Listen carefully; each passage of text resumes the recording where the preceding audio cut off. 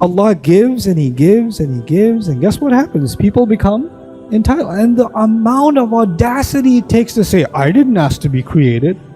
I didn't ask to be alive. Why are you so depressed? Because I used to have a lot of friends and now they don't like me. Or because she left me or he left me. That's why the universe shouldn't have created me.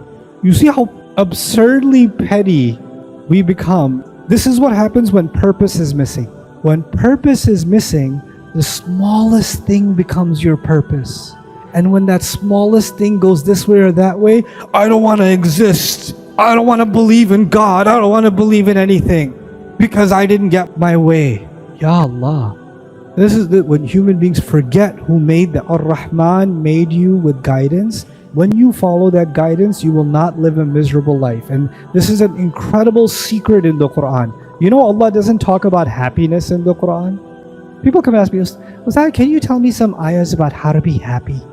You know why? Because in the modern age, in the postmodern age, happiness is a goal. You know that, right? Happiness is a goal now. So how to be happy, videos have very high views. Watch this and you will be happy.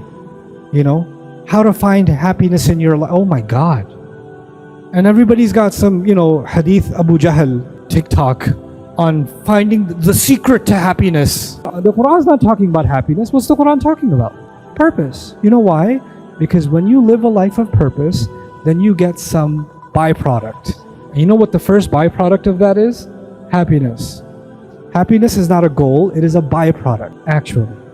When people study the Quran, when they engage with the Quran, what are they engaging with? Purpose. And what does Allah say about this purpose? فَبِذَلِكَ فَلْيَفْرَحُوا. And because of that, they should be filled with joy.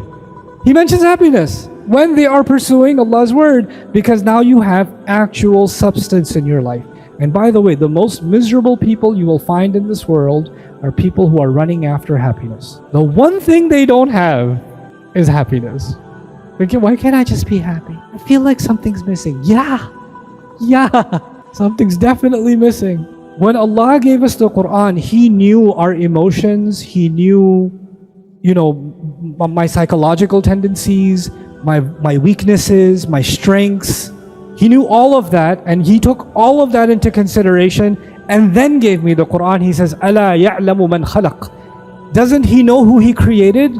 So the Quran is actually taking into consideration. You know, you say, I feel like my mother doesn't understand me. I feel like nobody gets me. You know what? Nobody does get you. You know, someone who does get you though is Allah. And after getting you, He taught you the Quran. Like after getting you. So when you study His word, you're studying. You're learning from someone who gets you inside and out. He sees from deep within you to the outside. Parts of you that nobody else knows about, He knows about them. He knows them inside and out. And then He gave you this word because He knows exactly what you need to hear. What we develop this individualistic attitude? Yeah, I know it says it in the Quran, but I have a special situation. I have a different problem. Everybody wants to be different. You know what that is? You want Allah to give you revelation directly for you, because what Allah gave isn't special enough for you.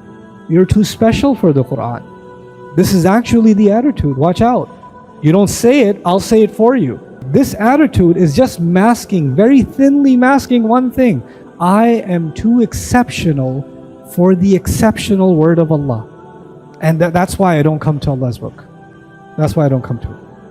I want Allah to answer my questions on my terms. Like Allah owes me an answer. You know where this comes from? This comes from Siri and Alexa and Google and AI now. They're there to answer whose questions?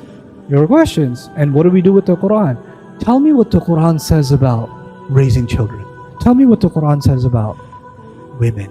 Tell me what the Quran says about this. Tell me what the Quran says about that. Really? The Quran is your Google now.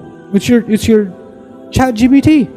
It's there to answer your question. Allah is the one asking the questions. فَبِأَيِّ آلَاءِ رَبِّكُمَا تُكَذِّبَانِ. Who's asking the questions? It's Allah.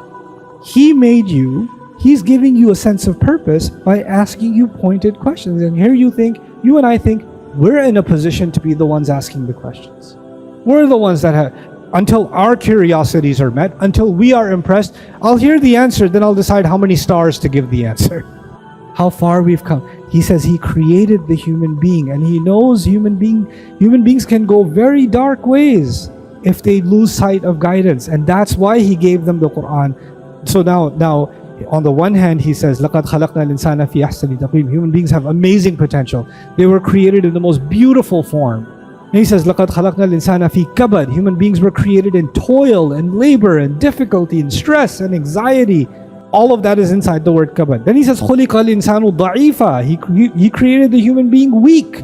Human beings were created weak. So He knows that we're weak. He knows we're stressed. He knows we're under a lot of pressure. And He talks about men in particular. He says, زُيِّنَ لِلنَّاسِ حُبُّ الشَّهَوَاتِ مِنَ النِّسَاءِ وَالْبَنِينَ. Men were, what was beautified for men was their desire for women and children and piles of wealth, of gold and silver, and then branded horses or horsepower, right? And then cattle, which means investments that breed more wealth, because the cow gives you milk and then it gives you calves and then they give milk. Investments that compound on themselves, right? ROI, right? An'am. And then harth, return on investment, the bonus at the end of the year. That's al-harth. This is what was beautified for men. He knows all of that, and knowing all of that, He gave the Qur'an. Knowing all of it. So when He says خَلَقَ الْإِنسَانِ, is a very loaded statement. He created the human being, and so He's in a best position to tell human beings how to live the best kind of life they can.